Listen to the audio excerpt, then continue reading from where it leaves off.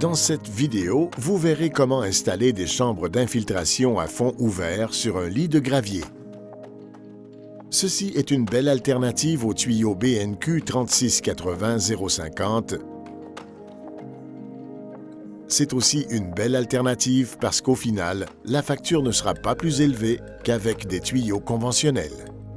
C'est aussi facile à transporter, sans oublier que son installation prendra la moitié du temps qui est requis habituellement pour les tuyaux.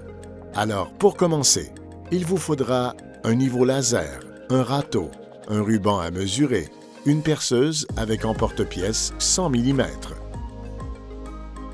et de la colle. Outre l'excavatrice, un minimum d'outils sera nécessaire pour la réalisation de votre projet d'installation de chambre d'infiltration. Le préperçage des plaques d'extrémité permet de diminuer le temps d'intervention en chantier. Implantez l'élément épurateur selon les plans du professionnel. Peu importe le type d'élément épurateur, l'entrepreneur doit respecter le plan d'implantation du professionnel.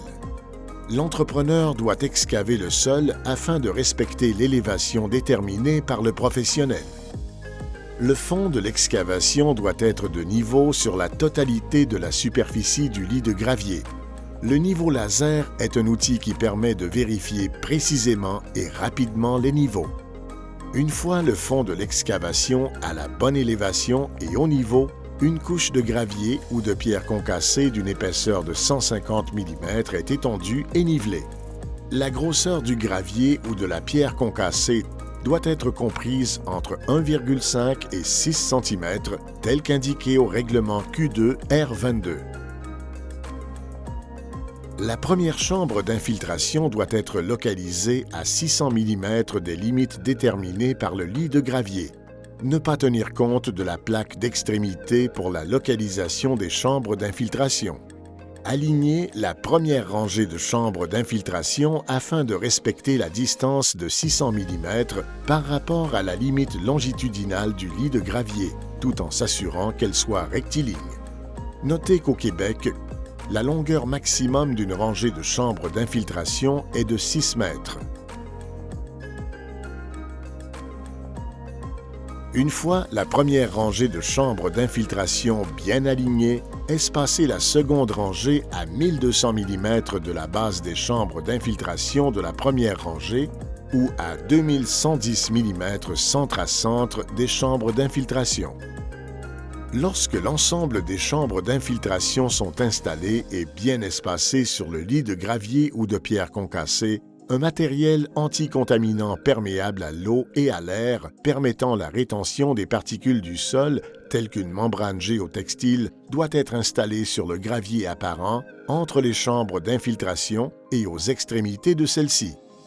L'étape suivante consiste à remblayer avec du matériel perméable à l'air en débutant par les espacements entre les rangées de chambres d'infiltration. Par la suite, poursuivre avec le même type de matériel le remblai au-dessus des chambres d'infiltration et ce jusqu'à environ 100 mm de l'élévation du terrassement final prévu sur le plan du professionnel.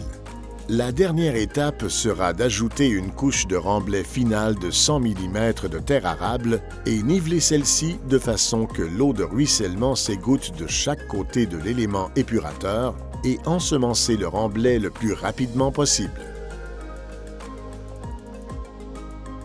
Sachez que MEI sera toujours présent pour supporter les professionnels pour préparer la configuration avec des chambres d'infiltration. Que ce soit pour une nouvelle construction ou une conversion, contactez MEI.